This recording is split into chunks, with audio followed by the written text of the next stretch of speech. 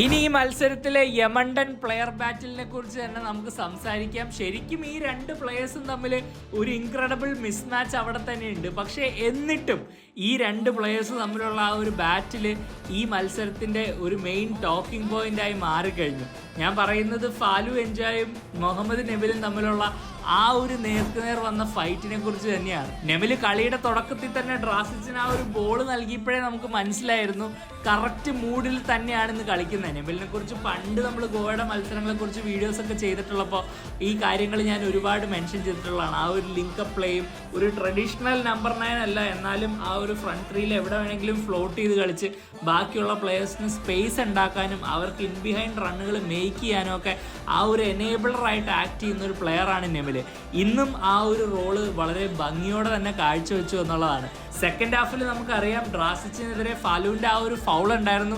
അത് ശരിക്കും ഒരു ക്ലിയർ ഫൗൾ പോലെ തന്നെയാണ് എനിക്ക് ഫീൽ ചെയ്തത്. റീപ്ലേ ഞാൻ അങ്ങനെ അധികം ശ്രദ്ധിച്ചില്ല, പക്ഷേ ഫസ്റ്റ് ഇംപ്രഷനിൽ എനിക്കതൊരു ഫൗളായിട്ടാണ് തോന്നിയത്.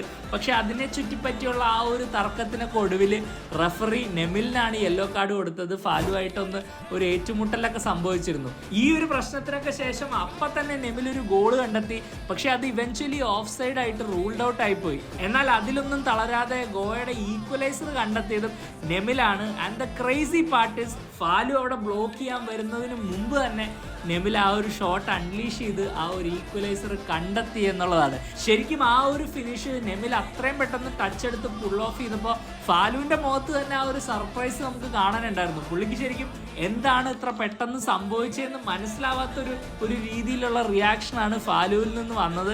എന്തായാലും ഇതിൻ്റെയൊക്കെ ഒടുവിൽ അവസാനത്തെ ആ ഒരു ആഹ്ലാദം അല്ലെങ്കിൽ ദ ലാസ്റ്റ് ലാഫ് അത് ഫാലുവിന് തന്നെയായിരുന്നു. ഫ്രാഞ്ചുവിൻ്റെ ആ കോർണറിലൂടെ നമ്മുടെ വിന്നിങ് ഗോള് ഫാലു ഇന്ന് കൺവേർട്ട് ചെയ്യുകയും നമ്മുടെ ഫാൻസായിട്ട് സെലിബ്രേറ്റ് ചെയ്യുകയും ചെയ്തു. ശരിക്കും ഒരു രീതിയിൽ നോക്കുകയാണെങ്കിൽ ഈ സീസൺ നമ്മുടെ റിവൈവലിൻ്റെ തുടക്കം, അതായത് ആ ഒരു ടേൺ അറൗണ്ടിൻ്റെ ആദ്യത്തെ ബിൽഡിംഗ് ബ്ലോക്ക് വേണമെങ്കിൽ ഫാലു ആണെന്ന് പറയാം. ഫാലു ക്ലബിലേക്ക് വന്നു, നല്ല പെർഫോമൻസുകൾ പ്രൊഡ്യൂസ് ചെയ്തു. അതിനുശേഷമാണ് ബാക്കിയുള്ള പീസുകളൊക്കെ ഈ പസിലിലേക്ക് വരാൻ തുടങ്ങിയത്.